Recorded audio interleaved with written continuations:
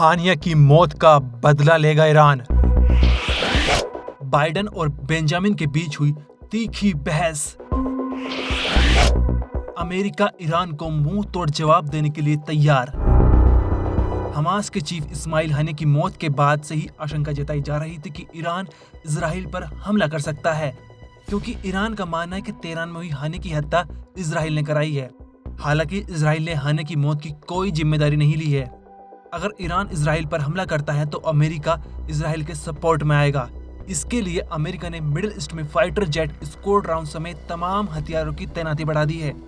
लेकिन इसी बीच ये सामने आया है कि अमेरिका के राष्ट्रपति जो बाइडेन और इजराइल के प्रधानमंत्री बेंजामिन नेतन्याहू के बीच तीखी बहस हुई, जिस दौरान बाइडेन ने बेंजामिन से यहाँ तक कह दिया कि मुझसे बकवास मत करो।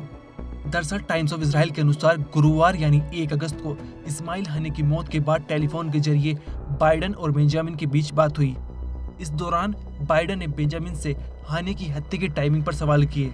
उन्होंने कहा कि इससे सीज फायर के प्रयासों को बड़ा झटका लगा है, लेकिन बाइडेन के सभी आरोपों को इजराइल के प्रधानमंत्री बेंजामिन ने खारिज कर दिए।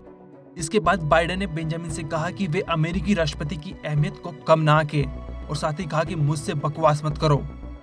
आपको बता दें 31 जुलाई के दिन ईरान की राजधानी तेहरान में हमास चीफ इस्माइल हानिया की हत्या हुई थी।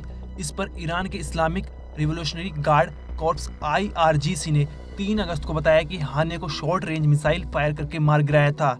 इस मिसाइल में 7 किलो विस्फोटक लदा हुआ था। ईरान ने हानिया की मौत को एक आतंकी घटना बताई है।